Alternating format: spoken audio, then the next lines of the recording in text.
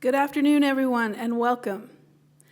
San Francisco Public Library acknowledges that the land where we are gathered today is the traditional homeland of the Ramaytush Ohlone people. Let's collectively give thanks and respect to the Ohlone people by taking care of the earth, the animals, and one another. We acknowledge that the non-Ohlone residents are guests on this occupied land, and we are grateful for the opportunity to live, learn, and play here. We promise to uplift and respect the Ohlone people and their history and their work.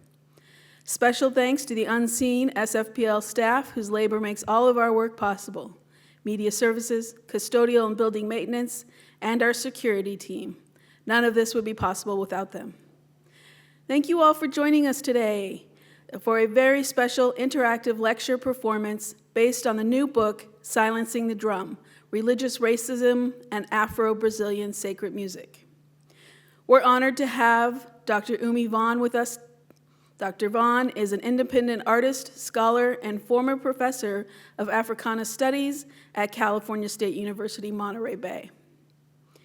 He holds a Ph.D. in Cultural Anthropology from the University of Michigan, and his work explores music and dance traditions across the African diaspora.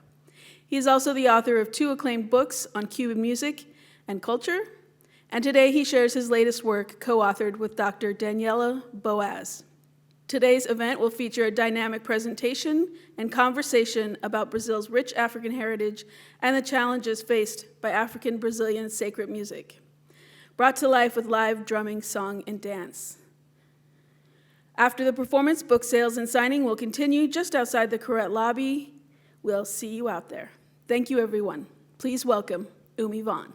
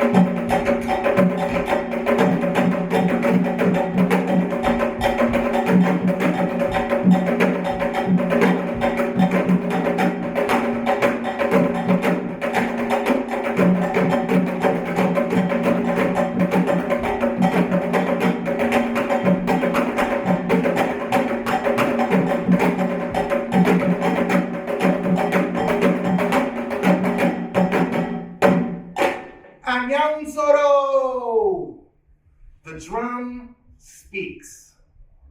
Tambo, the beat of life that always goes on.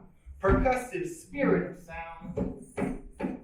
Ingoma zonza izonza ka. The drum speaks. Tambo que fala. Fala que faz. Words that work. Conjuring cadence. All over the world, in joy and pain, people move, people live, people love to the beat. From Imbanza, Congo, Alada and Old Oyo, on to Sao Salvador, da Bahia de Todos os Santos. Olha Bahia! Rio de Janeiro, São Luís de Maranhão, and Oakland. Where and what next? There are meetings at crossroads. Beauty is born. Journeys come full circle. We celebrate the continuity of life. We fight for our lives through the drum. Before we enjoy conversation and some ideas and inspiration, I would like to have a moment of silence for some musical giants, cultural giants and friends who we lost recently. I'm thinking of Angie Stone.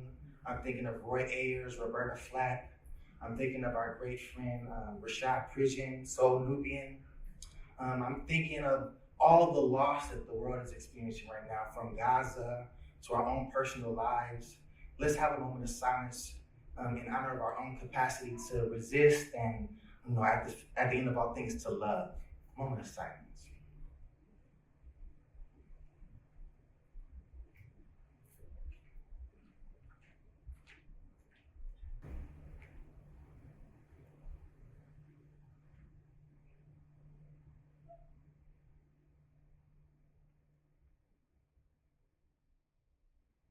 Bombo gira jamukange, aya, olele. Bombo gira jamukange, bombo gira kuja kuja. Bombo gira jamukange, aya, olele. Bombo gira jamukange, aya, olele. Bombo gira jamukange, aya, olele.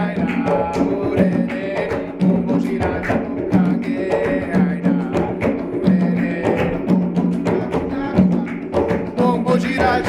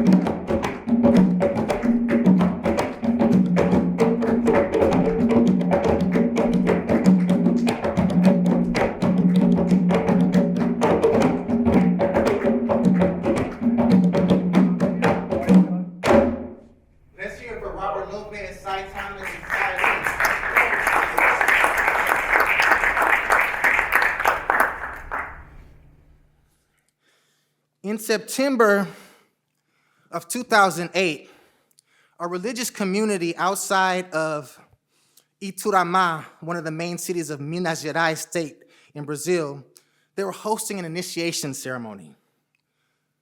Neighbors of the terreiro called authorities to complain about supposed noise pollution due to the playing of sacred drums known as atabaque.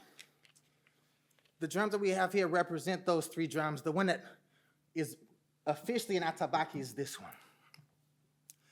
Upon receiving this call, several police cars arrived at the terreiro, seized the drums, and issued a citation to the religious leader, Pai Diego.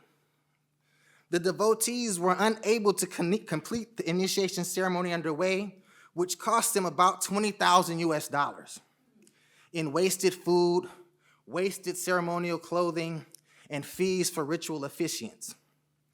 The atabaque, which are not supposed to be touched by people who aren't sworn to the drum and initiated to handle them, were kept in an evidence locker at the police station for 15 days before authorities finally returned them. Pai Diego was never compensated for the cost of the aborted ceremony nor the emotional distress of the invasion. This is just one example of a common problem in Brazil. Prejudiced persons are characterizing Afro-Brazilian sacred music as a form of moral and or environmental pollution, and committing acts of physical and institutionalized violence in an effort to silence Afro-Brazilian sacred religious communities. The book that we're presenting today, Silencing the Drum, explores the role of sacred music in Afro-Brazilian religions, and it gives detailed accounts of religious racism connected to music, particularly in relation to the drum. What we're arguing is that if these cases of people taking drums away, destroying drums, lodging false, kind of spurious noise complaints, if we don't stop this, then an important cultural legacy, a world treasure, could be changed forever, if not totally lost.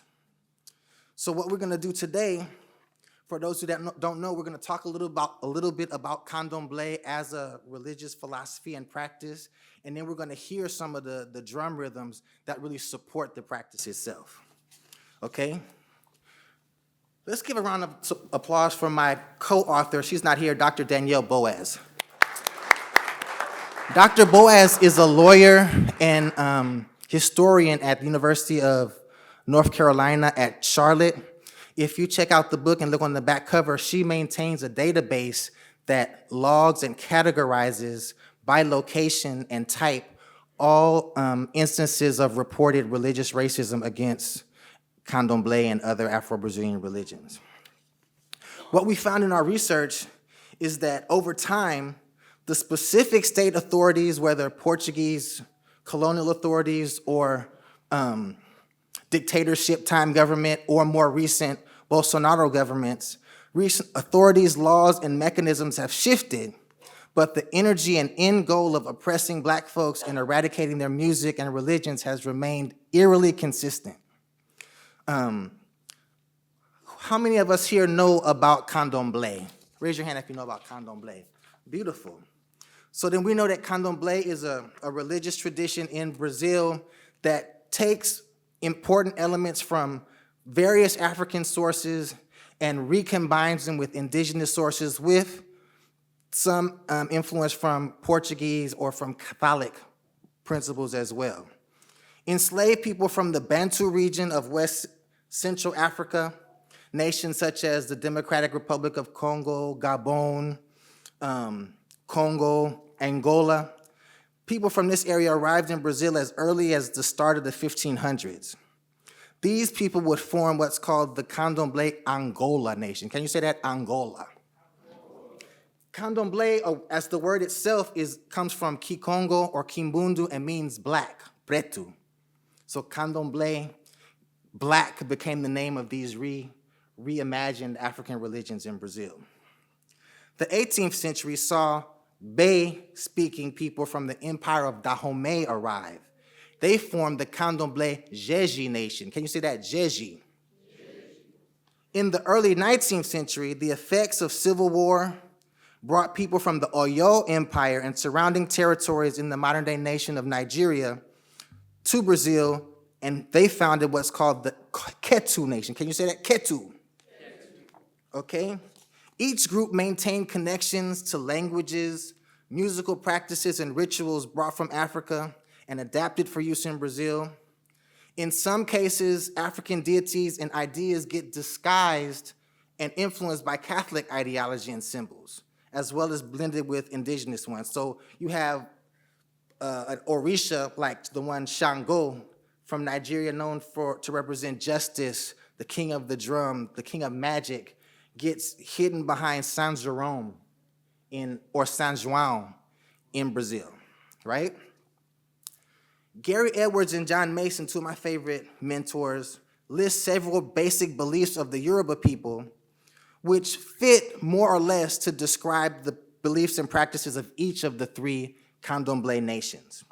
One, there is a God who created and controls the universe and all that's contained therein. There are selected forces of nature called Orisha, Nkisi, or Voduns, along with a plethora of other kind of names depending on the various African religions that exist in Brazil. These forces deal with the affairs of humankind on earth and govern the universe. These folks in Candomblé believe that spirit lives on after death and can reincarnate back into the world. They believe that ancestor spirits have power over those who remain on earth and so must be remembered, appeased, honored, and consulted by the living. Think Day of the Dead. Think about that plate that you put aside or that candle you light at Thanksgiving or Christmas, right?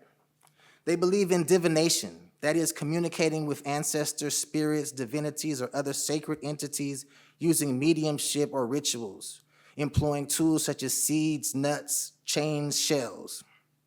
They believe in the use of offerings and animal sacrifice to elevate their prayers to the divinities, spirits, and ancestors. I always like to pause here because this is a point of criticism that the colonizer gaze or the colonizer mind likes to levy at candomblé, and cousin religions like Santeria or Vodun, this notion of animal sacrifice. I see it, and the people, the communities themselves see it as a way to acknowledge the cycle of life. This idea that an animal is going to perish so that I might eat, right, and continue living, right? This is kind of the opposite, and a prayer is said, a moment of acknowledgement happens, kind of similar to when halal meat is created or kosher meat, that kind of an idea, like the sacredness of eating, right? Sacrifice and eating. It's the polar opposite of what many of us Americans do. We want to eat those nuggets, but we don't care where they come from, right? So I'll leave that there. They believe in the ability of rituals and unseen forces to impact the world. They believe in the ritual use of medicinal herbs. They believe that ritual song and dance are mandatory components of worship. And they believe that through mediumship, through receiving the spirit in one's actual physical body, we are able to commune with higher forces, with God Almighty, right? The drums that we just saw played are part of the vehicle, the technology used to kind of crack open that space for one dimension to commune with the other. The three drums are called the smallest one is known as lay. Sai, could you please demonstrate just the sound of the lay? It's the highest pitched drum. It's the highest pitched drum. The second drum is called humpin. Can you say that? Humpin.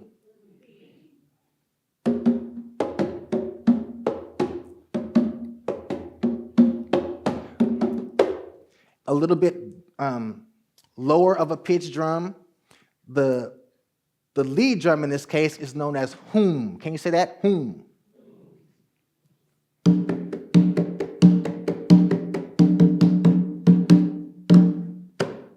The lay and the humpin are both supporting drums, whereas the hum is the leader. The hum is the one that determines what rhythm to play, the tempo, as well as the intensity. These drums can shout and scream, they can whisper, they can cajole, they can tease, they can insult. So this notion of, that some of us have in the drum circle, that you go and you do whatever you want to, you bang on those drums. No, we speak with the drums. There's a great amount of restraint and understanding and intention that goes behind the playing. A great scholar by the name of Amanda Villepasteur has a book about Nigerian Batá drumming, a cousin to this, that she calls ancient text messaging of the Yoruba, right? That's how precise the messaging is, right? I mentioned that the first wave of Africans to arrive in Brazil were from the Congo, Bantu region, speaking languages like Kikongo, etc. Those empires had been in relationship with Portugal since the end of the 1400s. There's a tradition in the Congo-Angola nation of Candomblé to sing to Congo spirits and also indigenous spirits. So we're gonna offer a song right now over a rhythm called Congo de Ouro that is calling out to a spirit called boiadeiro, like a cowboy rural spirit of the indigenous tradition. So a Congo song, a Congo rhythm using Portuguese now, okay? Foi nesse passo que eu saí da minha aldeia, foi nesse passo que eu saí da minha aldeia, montado no meu cavalo, com meu chapéu de lado. Quando eu saía, minha mãe me abençoava. Foi nesse passo que eu saí da minha aldeia. Foi nesse passo que eu saí da minha aldeia. Montado no meu cavalo, com meu chapéu de lado. Quando eu saía, minha mãe me abençoava. Foi nesse passo que eu saí da minha aldeia. Foi nesse passo que eu saí da minha aldeia, montado no meu cavalo, com meu chapéu de lado. Quando eu saía, minha mãe me abençoava. Foi nesse passo passo que eu saí da minha aldeia. Foi nesse passo que eu saí da minha aldeia. Montado no seu cavalo, com meu chapéu de lado. Quando eu saía, a minha mãe me abençoava. Foi nesse passo que eu saí da minha aldeia. Foi nesse passo que eu saí da minha aldeia. Montado no meu cavalo, com meu chapéu de lado. Quando eu saía, minha mãe me abençoava. Foi nesse passo que eu saí da minha aldeia. Foi nesse passo que eu saí da minha aldeia. Montado no seu cavalo, com meu chapéu de lado. Quando eu saía, minha mãe me abençoava.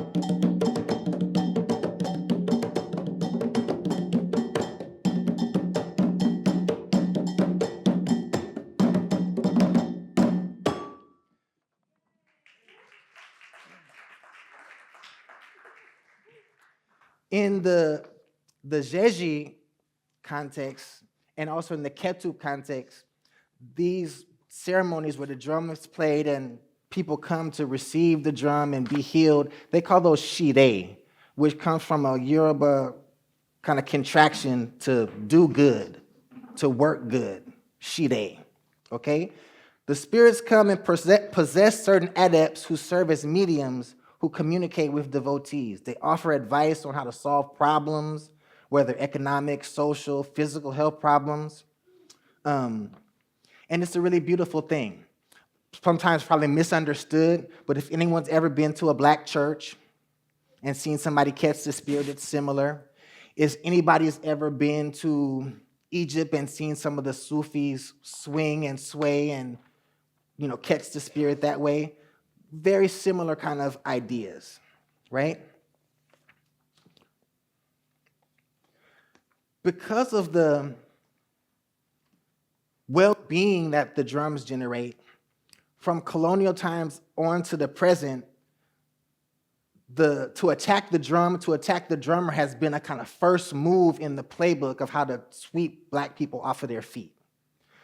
If you read our book, Silencing the Drum, we document laws passed by the Portuguese colonial government, passed by early iterations of the early governments in the Brazilian Republic, and more so, instances over the past 10 years of egregious religious intolerance. Some types of examples that you might find are a woman finding someone knock on their door, yes? And be greeted by evangelical drug traffickers. Talk about an oxymoron. These are people who go into jail and get radicalized. They come to believe that the poverty that they experienced growing up is a product of their families having practiced African religions, right? And so when they return to their communities, they kind of have a self-hating rage against, their grandmothers, their aunties who are practicing these centuries-old traditions, right? And so this person would say, we know that you guys are playing drums here, and if you continue, you'll be killed, right? And the kind of resistance or the kind of rootedness and determination that we also found and documented is that this woman said, okay, of course you're not going to say no because they will really kill you. Or you can't go to the police either because they don't care. So this woman got speakers, the biggest ones she could find, and put them outside the house and played gospel music so that inside you wouldn't hear the din of the drums, right? So we document in our book these kinds of stories of resilience, of ingenuity, ingeniousness, right? For people to hold on to their traditions. It kind of begs the question for each of us, what are the parts of our culture and our society that we refuse to let go in difficult times? Like, what lengths are we able to go to in love to hold on, right? And so our book documents all kinds of instances of people doing that around the drum in Brazil. One of the reasons that Europeans have been intimidated by African musical practices is because they were unable to decipher the meaning. They were unfamiliar with the significance of the performance of the rhythms and the songs that accompanied the drumming. because they were typically in African languages. This echoes with something that happened recently in Rio de Janeiro around the 2025 Carnival celebration. The pageantry that happened, that the whole world tunes in to watch, became a de facto protest against religious intolerance, as almost all the major schools presented themes that had to do with candomblé, had to do with, Angola, Ketu, Jeje, had to do with Jurema, had to do with Umbanda, some element of Afro-diasporic religion in Brazil. Throwing into relief this idea that Brazil presents itself, for tourists at least, as a nation that has samba, that plays the beautiful game that Pelé brought with its jinga and its African spirit, but at the same time is allowing fatal attacks to happen against the religious tradition, right? And so that carnival celebration kind of throws into relief the hypocrisy and the kind of cognitive dissonance that a lot of the world is living in right now, where we love Black culture, but we don't love Black people, that we want Black culture for entertainment, but we're afraid of it when it's used away from the kind of mainstream gaze as potentially a place where resistance can grow, where people can hatch plans, right? Kind of a thing. Indeed, we know that music played a key role in some of the most well-known rebellions in the Americas. Stonewall Rebellion, 1739, South Carolina, right? The drum was involved in that. The laws that came across South Carolina and the rest of the South after that were banning drums, right? The Haitian Revolution, later in the 1700s into the start of 1800s. Dottie Boukman and them, they had drums, right? So the drum has always been a kind of technology of invocation, self-defense, in a figurative, but also in a real sense. You want to dance, Ogun? So all of the music that we are performing now, we're doing renditions for you of tracks that accompany the book, performed by master percussionists who are candomblecistas. So, we're doing our best to give you just a flash of what you experience if you make it to Brazil or if you listen to the recording even, okay? Ogun is the god of iron, so taxi drivers, pilots, butchers, locksmiths. Ogun is the deity that has to do with technology, that has to do with medicine, but also struggle. So we point to Ogun a lot in the book because this is a time of struggle. Notice that the dances and songs here are a kind of performative or performed good book. Ain't no Bible per se, but when the community wants to learn and teach about important values like justice or like sharing or like chants, they're performed, right?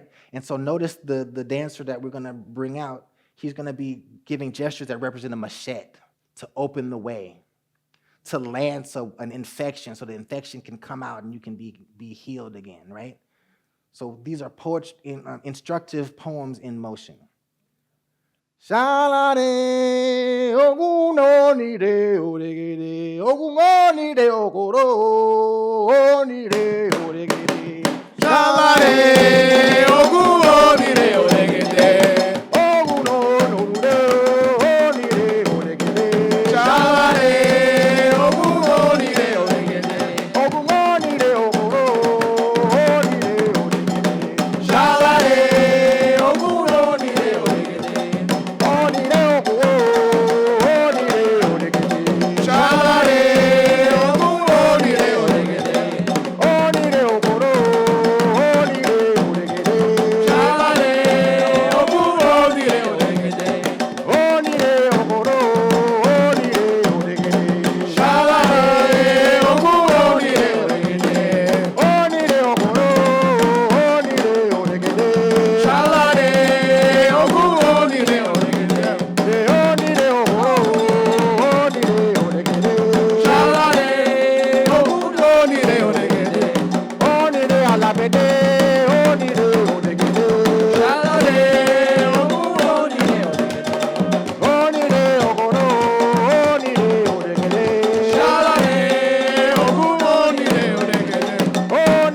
alabede o nire oregede.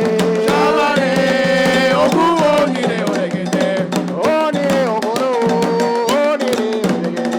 Shalare, ogu no nire oregede. O nire ogoro o nire oregede. Shalare, ogu no nire oregede. O nire ogoro o nire oregede. Shalare, ogu no nire oregede.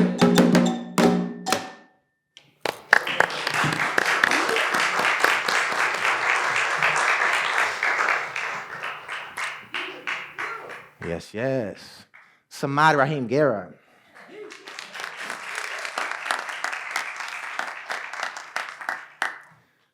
So, one of the most ironic things about attacks against candomblé music is how much of Brazilian popular culture and popular music draws from it, right? So if anybody watches the FIFA World Cup and there's a commercial for Guaraná, they might have the Ijexá rhythm playing, which comes out of the religious communities and has been popularized in songs by Caetano Veloso, by Gilberto Gil, by Seu Jorge. Name your favorite Brazilian singer, MC2, and they've drawn upon these rhythms, right?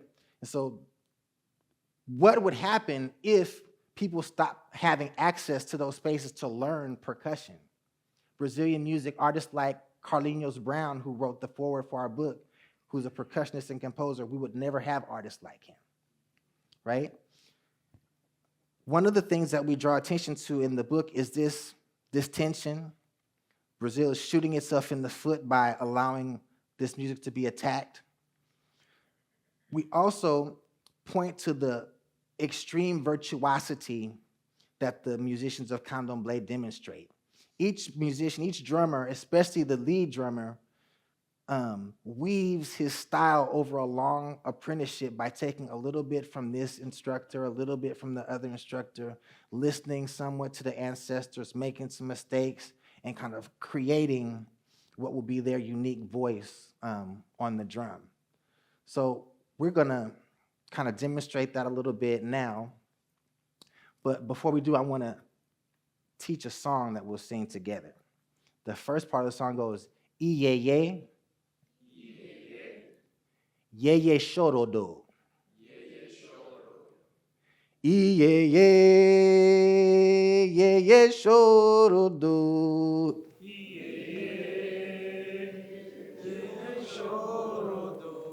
Iye, ye shoro do.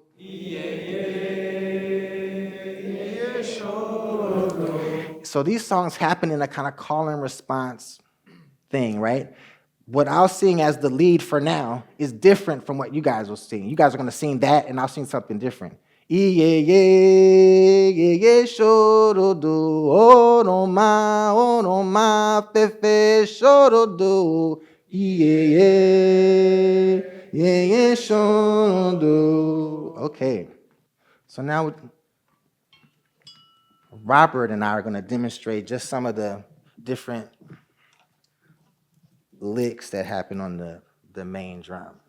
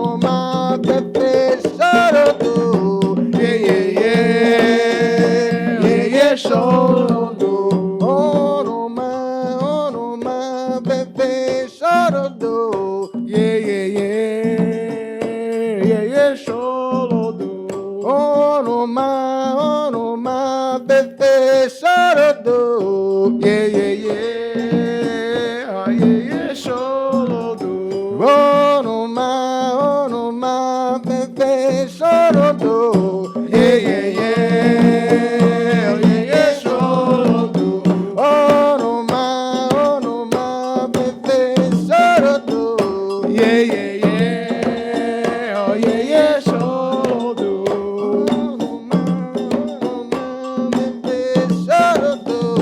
Yeah, yeah, yeah, yeah. Oh, yeah, yeah, sure do.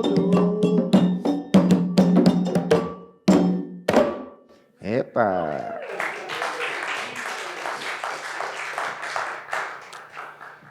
So one of the reasons that these gatherings are important is because we enter into a think tank together. We enter into a space where we can try and find concrete solutions to this urgent humanitarian crisis. Somebody in here might know somebody, the right person, right, to get to Michelle Obama, or to get to somebody who has some money, who has a connection to help bring an end to a situation where people are actually losing their lives over this, right? So we're gonna shift gears right now. We're gonna invite Brother Samad. He's gonna engage me in a few questions, and then we're gonna open it up to the rest of the audience. Is that okay with you guys? Yeah. Let's give a round of applause to the musicians.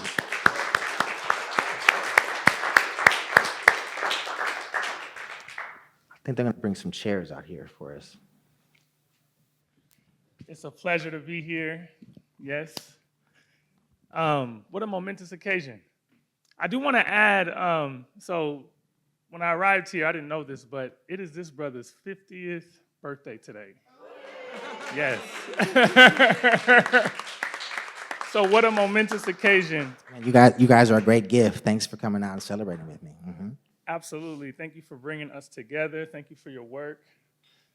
Before we begin our conversation, I do want to share just an anecdotal story about how we met, which I find to be really amusing and really ties the pieces together. So I had the privilege of traveling to Cuba in 2003. I was there with my mother. We went to La Habana, and I was walking down this really big intersection, and Umi saw me before I saw him. I was wearing Dickies pants, a tank top, and some huaraches, some sandals that I got in the Mission District. And I had this big old straw hat on, something that you might not find the typical person in La Habana wearing. And Umi spotted me from across the street, and he was like, hey, yeah, you, hey. And I looked up, and I see this brother over there trying to flag me down across the street. And somehow we met. Either I went over there, he went over to where I was, and we introduced ourselves. And he was like, "You from Oakland, huh?" I was like, out of all places, this brother knew I was from Oakland. And that just kick-started our relationship.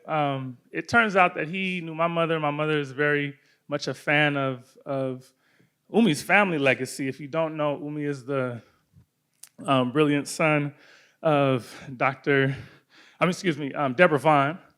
And she founded Dimensions Dance Theater, renowned Black dance company. And so, yeah, it was just a beautiful occasion for us to meet in Cuba in that way. And I've been a fan of your work and really see you as someone who's been a fine mentor of mine. So thank you. I would love to jump into some of the questions that I've put together. The first question is, Fred Hampton Jr. once said that people turn to or become dedicated servants of the cause out of inspiration, aspiration, or desperation. What motivates you to invest your time and energy in this work? Well, you mentioned this, my mom.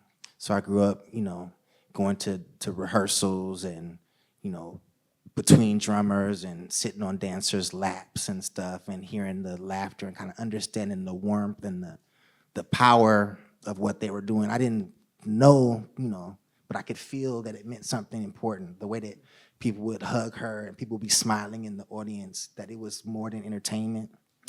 I learned later that, their whole legacy coming from Catherine Dunham and Ruth Beckford and these people who weave together different strands of African diaspora culture with the purpose of healing us in Oakland and in New Orleans and, bringing us together. So my aspiration was to do something like that with my life, And then as I've gotten further and further in my career and just looked at the world,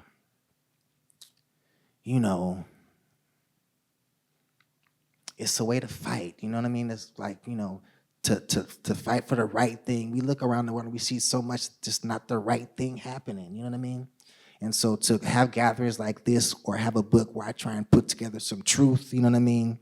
Backed up by facts, backed up or wrapped in beauty too, in hopes that can be a buttress, be a kind of weapon, open somebody's eyes, inspire somebody else, shut somebody else up, whatever the weapon needs to do, you know what I mean, has been, a reaction to a certain desperation that I see. Like I feel myself, I write books, I perform music, I do visual arts. A couple weeks ago, I just went out in the middle of the night, damn near naked, and did a mural on the wall in front of my house. Said, what's next? You know what I mean? So desperation too. So considering your earliest memories of sitting on the laps of artists and dancers and drummers, how has your artistic process evolved over the years, considering that aspiration and desperation are two themes that have really developed you into the artist that you are? I mean, I see you as someone who's a very much embodied scholar. I mean, even in the way that you entered the space through music and dance, as opposed to lights turning on and you're at the podium, but your entrance into your scholarly work already is it kind of lends itself to an alternative view in terms of what it can be to be a scholar, what it can mean to be a scholar. So what is your artistic process? First of all, it's about listening, like listening to what I hear people say, in the streets of Oakland, or if I'm in Havana, or if I'm in Salvador. Like, what are people saying about themselves? What are the Orishas saying to the people? What is the TV saying to the people? Like, just listening, and kind of interpreting and trying to let it marinate within me. Listening to other authors, listening to Du Bois and listening to Ellison and Robert Farris Thompson and Walter Mosley, and kind of letting that sit and marinate within me. And then listening to myself, listening to my own madness. You know what I mean? Like, a lot of the work, recently has been allowing myself to be ridden by spirit, you know what I mean? Like, anybody know the wonderful choreographer Adia Whitaker with Ashe Dance Company? Oh, man, come on. She has some really innovative choreography that incorporates technology and all kind of wild stuff. And I went to the show, and I was flabbergasted that I had been waking up in the middle of the night doing the choreography. I was like, oh, whoa. You know what I mean? I was in the audience like, wait a minute. Am I getting punked? You know what I mean? But listening to, these stories that are coming to me and like making sure to like get out the way has been a big part of the process. And then trusting myself. And then another thing is like gathering the troops, right? The soldiers of peace that can be with me, you know what I mean? Has been part of the process as well. I love that. One of the things that stands out to me about what you said is getting out of the way. Sometimes as artists, we do have to get out of our own way so that we can get in the way of creating something that speaks to us. What is some advice that you might offer us as an audience, those of us who are interested in researching or even writing books about the African diaspora? Maybe some of us are artists, practicing artists, and we've experienced standing in our own ways, and maybe we need a little bit of guidance in terms of how to move forward. I would say take your time, realize that it takes some time to gain a community's trust or to read enough about something, especially if you're not from there, to have any footing to really speak, you know what I mean? Work hard, create, get your right mentors, get your right peers who are studying with you to keep you honest as far as, what you need to work on. Stay humble, right? Also, though, know when to speak up, and then also know when to shut up too. You don't want to go to Brazil telling people about Brazil. You know what I mean? But and know what your role or your lane is in the thing. Like for me, my lane is to be a connector, interpreter. One of the books is available outside. It's called Rebel Dance, Renegade Stance. It's about Cuba. But one of the critique of the book was like, I don't know if this guy is a scholar, if he's some kind of street thug or player, or if he's an activist. I was like, yeah, that's about right. Because I try and write in a way that is accessible to, the man or the woman in the streets, a lay person. If you love ideas, if you can read somewhat, you can get into the book, Yeah. Okay. My last question might allow you to move a little bit more. You've already blessed us on the stage with your movement, your singing, your drumming. Is there a movement or rhythm that you feel expresses or conveys the essence of your written work? I'm sure, in your trips to Brazil, you've witnessed a lot, and I see you as someone who does connect communities outside of the country and within the United States. But yeah, a movement that maybe you've gathered from all your travels that you feel really expresses or conveys the essence of your work. Well, two things come to mind. There's a terreiro outside of Salvador that's called Casa do Mensageiro. And this gentleman named Pai Riquelme, kind of a young Babalorixá. And I was at a Shide at their for Legba, trickster deity, at their terreiro one time. And they were playing for Shango. And they brought out these two guys. These brothers looked like they had to be football players or basketball players or something. They was about like 6'5", 6'6", big. And they came out and they're just sitting, chilling like we are. At a certain point, though, like they start to feel the spirit. And they do a thing where they kind of bend forward and shiver. But it's like they became 10 times bigger. So they're already 6'7", and at a certain moment, the beat hits, and they're like, and it was like, oh my goodness. And in terms of my work, there's some certain moments where your experience, some kind of aha moment, fills you up with a different sense of what you're doing. And it feels like hawking up like that. Right?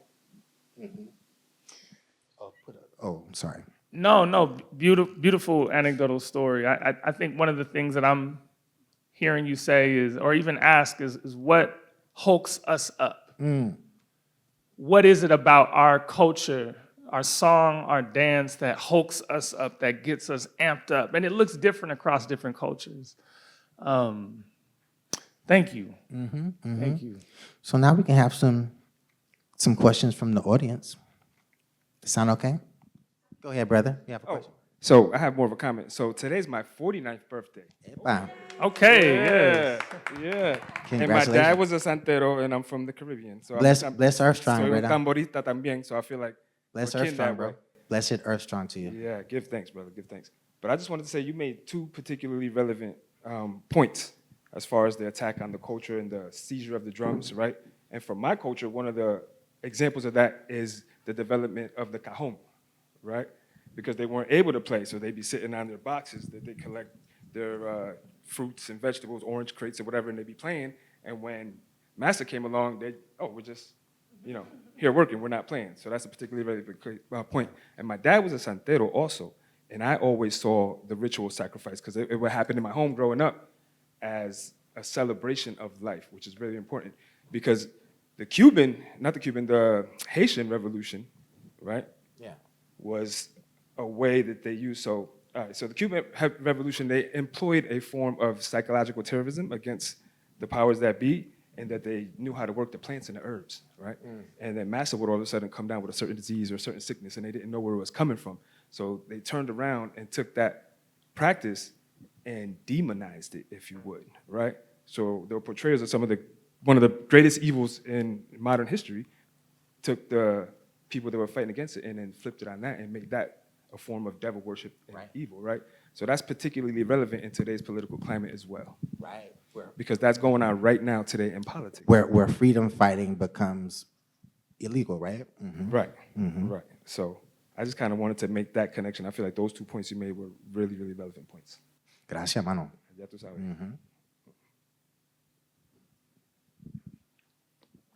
Xiomara, you have a question?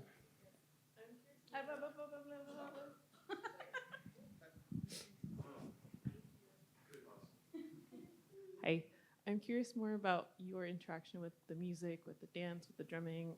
How do you juggle all of them? How do you juggle all of them? The music, the dancing, the language, culture?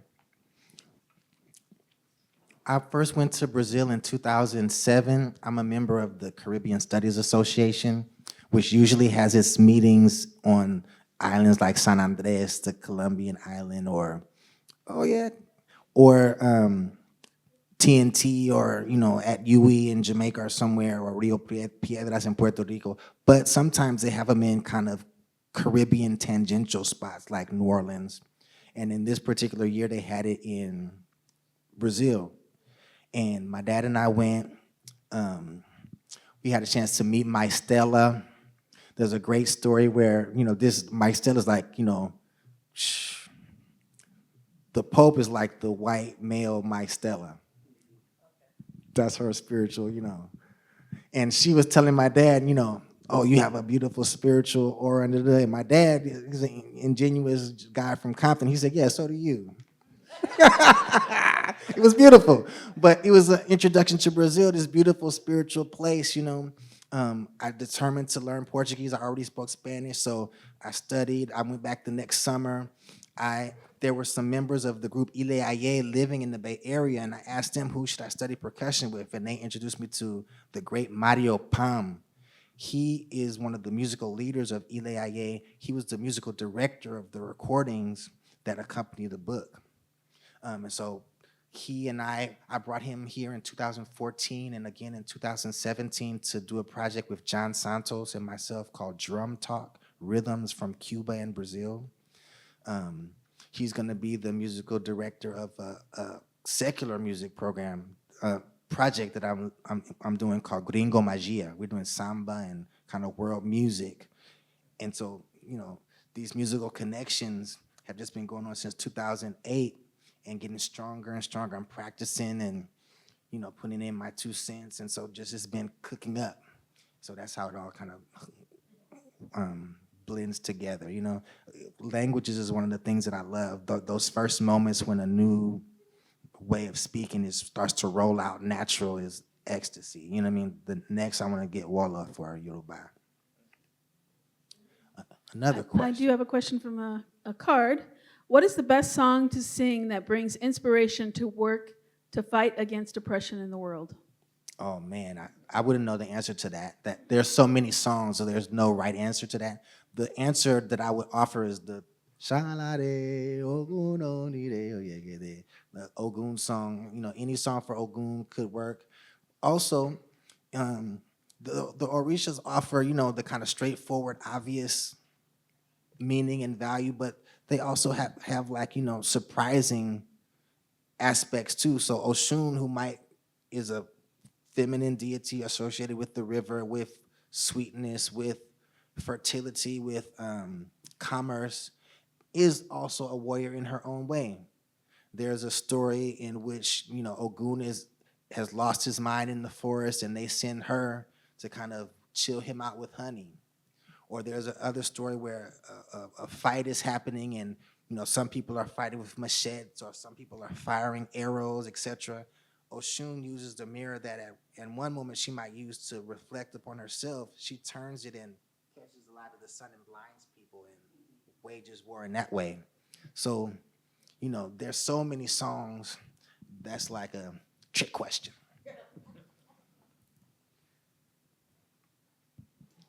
Dr. Vaughan, I just wanted to say thank you. I'm in deep gratitude. I made it to one of your book presentations. And thank you to all the performers, and thank you, Samad, for the great questions. So I had 2 questions.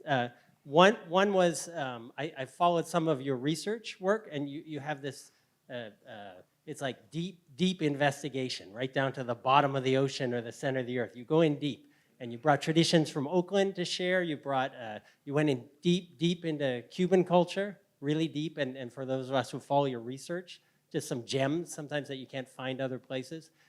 As you've gone in deep into Brazilian culture and northeastern Brazilian culture and Negra culture in Brazil, how would you say it has, what is something that has transformed you from the beginning of your research until now? And it could be as an artist, as a musician, as in your spiritual practice, as an academic. I know you got a lot of layers going on, but what is something from when you started to now that has changed you? That's the first question. And then the second. Let me answer that one first, because otherwise I'll get confused.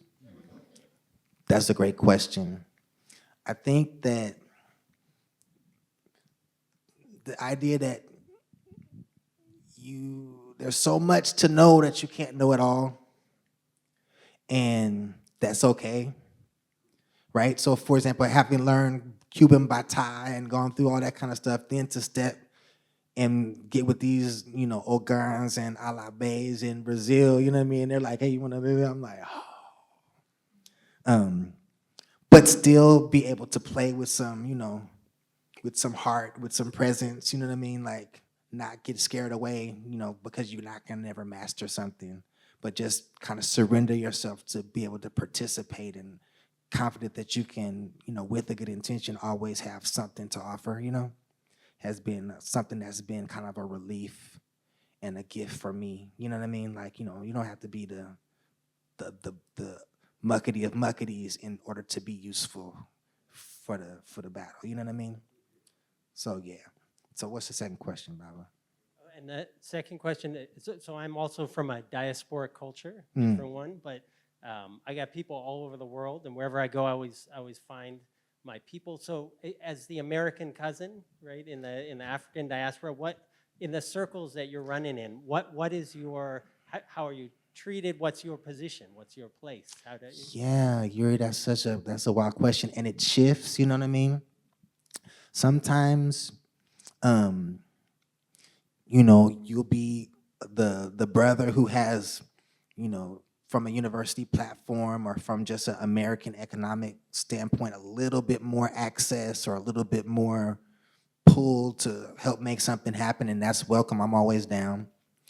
Sometimes on the other side of it, people can kind of try and style you as you'll never know anything, or you're just trying to get rich off of us or something like that. You know what I mean? And what I found is that I don't fight that battle. You know what I mean? I just try and let the work be, So, but for the most part, it's love. You know what I mean? For the most part, it's love. Yeah. Good question, though. Here's one right there.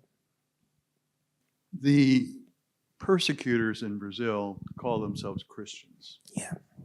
And if you go back, way back in Christian history, for the first 4 centuries, Christians were basically pacifists.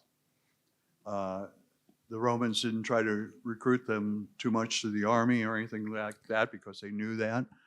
And it only came at the time of Constantine, who had a dream that saw the letters IHS, which some Christians interpret as a shortening of Jesus, but also in Latin meant in hoc signo, in this sign. And in that sign was the idea that Constantine, if he evoked the Christian cross, would win military victories. And indeed they did. And he made Christianity the official religion of the Roman Empire. And that historically fucked up Christianity more than anything ever, because it really was an ungodly merger. And it resulted ultimately in what those of us who are Christian and embarrassed with most of our history, because it resulted in what we sometimes call the 3 M's, the military, the mercenary, and the missionary. And there was good done by missionaries in some ways, but it was all in that context. And I'm wondering if the Christians of Brazil who are not part of these extreme evangelical Pentecostal texts, but people who maybe understand their tradition a little better, if they're doing anything to fight these real insults to religious liberty. This is a wonderful question, and I think this is a next step in the research. The Christian folks that we had dialogue with are coming from a more common sense perspective of like, would Jesus do this? No. Would any decent person do this? No. But what I think could be useful is a kind of more theologically in-depth kind of discussion and presentation for Brazil from a Christian religious perspective, with kind of summaries of the history like the one you just gave, tied to today's encounters. I think that that's one of the next steps, and I know we've been talking. I think that we could write an article or something like along those lines that could be useful, because I don't see Christian people talking about it in that sense. I see people saying like, those are your neighbors and, love thy neighbor, but kind of not going too much deeper than that in terms of the Christianness, you know what I mean? And I think those are great points that you raised. Thank you, Seth. That was really an appropriate statement you made, because I'm playing hooky from a Christian church, fundamentalist Christian church. It's called Into Church. They're really good to us normally, but the reason why I stopped going there is because at the last meeting several weeks ago, a man stood up and said something political relating to veterans and the Vietnam War. Over in Vietnam, we call it the American War. And logical. He was saying how almost 58,000 soldiers died in that war, American soldiers. And so people were all sad and feeling bad for him. But I don't know if he was a veteran or not. And then when I went up to talk about how many millions of Vietnamese died in that revolution/imperialistic war, which they called a police action, because in order to have a real war, Congress has the right to it and the authority to declare it, not the president. So they called it a police action, but it was really a war of genocide and ecocide. And anyways, they tried to stop me from going up and announcing that 2 million Vietnamese died, the wife of the pastor. And I was so upset about that. I did it anyways. I went up and just said that, but I'm not going back to that church. So I'm so glad that you brought up the goddess Oshun. I just looked her up on the internet. I'm glad that there are other deities that have, a scope of creationism, because really, if there is a war, a god or goddess, I wouldn't want them fighting each other. Yes. They're my creation. We're supposed to honor each other. We're a god or goddess handiwork. Why would they? I mean, that God would just scratch their head, right? Seeing how we fight all over in the name of the god or goddess, that seems silly to me. Thank you. Any last question or questions? I have a question. Sure, Robert. Should I use the mic right here? Yeah, go for it. Okay. Hi, everybody. So we played the rhythm Ije Shah. Yeah. So like Umi, you talked about, was it Angola, Jeji, and Ketu, right? And then Ije Shah is like a fourth nation of Candomblé, right? It's like Fon or Ije Shah, and it's like a fourth nation that has kind of like mostly disappeared, right? Or like it's more rare. And so that's like a part of the culture for various reasons that has like gone away, right? Or it's more rare than it used to be, maybe. Are there other aspects of Candomblé, like these tangible things that are disappearing or going away due to persecution and religious racism? One thing that's happening is Christianity is borrowing elements of the religion in order to steal away adherence. So certain ritually prepared dishes like acarajé, known as akara in Nigeria. These cakes made out of mashed black-eyed peas, fried in palm oil and opened up and filled with all kind of delicious stuff, kind of like a snack. You know what I mean? They're making Jesus cakes now, right? Or different ritual baths with certain kind of herbs. The church is offering those baths now. Kind of as, kind of like putting, Jesus's birthday on the 25th of December, like rhymes with other practices, that kind of a thing to kind of guide people away from the traditional practice. So those are some things that are eroding perhaps slightly. And there's kind of a tension in terms of people's willingness to wear the garb, to wear white on Fridays. There's a movement now like, let's go back to wearing white on Fridays. Traditionally, candomblé practitioners on Fridays all wear white, just as a matter of course. And that had kind of eroded because somebody was, when the leader of your country or when a certain kind of okayness with disrespect becomes generalized, then you wear white on Friday and somebody might get in your face. You know what I mean? So people were kind of, not doing it as much. So those are some of the kind of things that are kind of being contested now. I don't know if I want to say that they're disappearing, but there's contestation. Mm-hmm. I have a second question. Sure. In your book, several times you use the word adept, and not too many people in English use that word very much, and sometimes it's about fortune tellers and that kind of stuff. But I wonder if you could define it a little more and talk about how people get into leadership in these Afro-Brazilian religions. Is there anything like a seminary or training programs, or is it more a sense of just somebody gets involved and becomes a leader? This is an awesome question. The religious temples are known as tejeros. Can you guys say that? Tejero? Like a compound. They're organized around a religious leader, oftentimes a Black woman. This woman initiates junior priests who could replace her or branch off and establish their own tejeros in the future. Within the tejero, there are innumerable or many roles that you can be in and be an adept or a participant. I would say the adept, in the sense I'm using it, is participant or believer. In terms of your role in the religion, you could be a high priest and diviner, where you're throwing, 16 cowrie shells to know the will of the Orisha.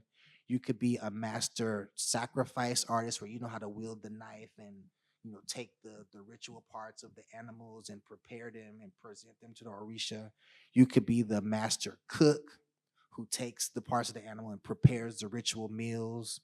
You could be the master drummer or the master singer. You could be the master person who repairs the drums. You could be the accountant of the tejero. You could be an abian, which is a person who's not initiated at all, but you could come and clean up because you just love it so much and you want to be around. So when I say adept, there's all different kind of roles. The original structure of the candomblé was like based on a family.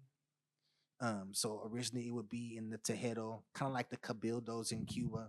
People from one family who were Yoruba from a particular, subgroup of the Yoruba.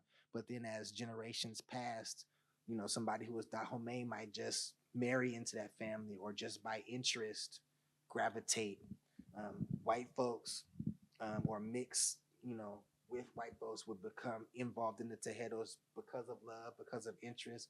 Also, they could be adopted because of what protection they might bring in terms of the mainstream society. That person knew the mayor, and so they could go and make sure that the mayor wasn't going to come and shut down the toke, the party this weekend, or allow it to go a few more hours. So, people's learning in the candomblé is by participation, and over time, there's no formal school. they say that once you get really into the candomblé, you go to the Tejero and sometimes you don't come back for, the rest of the day or for a few days. Like, so your friends and stuff who are not into that, they be like, man, come on, man. We're supposed to go party. You know what I mean? Like, nope. I gotta, I went to the Tejero. I thought I was gonna go and be there for a few hours, but they got me doing all this other stuff. You know what I mean? And so it's kind of an all immersive kind of experience where you learn by just, you didn't plan to be doing this, but go get those herbs. Go out and get sticks, and we're gonna make the Agi David, the sticks used to play the drums. Okay, it's gonna be all day. Yep, all day. So kind of a learning by doing, apprenticeship, observation, and instruction. You know what I mean? Like that. Well, I want to thank the San Francisco Public Library and Anissa Malady. Thank you so much. Thank you so much. I want to, yes, this is a wonderful opportunity. The Court Auditorium, this is like City Lights Books or something, being part of the great conversation, presenting some of my work in an important community center. Thank you to the tech gentlemen who helped us bring the sound together. Thank you guys, great job. Thank you again to Robert Lopez, our lead drummer, Cy Thompson, Skylar Lee. Thanks to my brother, Samad Rahim Guerra, for joining me in conversation. And thanks to each and every one of you guys. I'm gonna, after whatever comments Anissa makes, I'm gonna meet you guys in the lobby to sign some books if you guys honor me by buying some. And then look out for new opportunities to share together. You can follow me on Instagram at Umi Vaughan, UMIVAUGHAN. And thank you for coming out. But as Anissa finishes up and as you guys start to move, the band is going to give us a little traveling music. So enjoy that as you go out, okay? Thank you very much. And let's give it up for Umi. Ooh, happy birthday. Please know San Francisco Public Library has an art and music department, so we have all sorts of great research for you to do here. We have Umi's book, and thank you all for being here. You can sing all you want. Let's go. 1, 2, 3. Happy birthday to you. Happy birthday to you. Happy birthday, dear Umi. Whoop, whoop. Happy birthday to you. Birthday to you. Happy birthday to you. Happy birthday to you. Happy birthday to you. Happy birthday.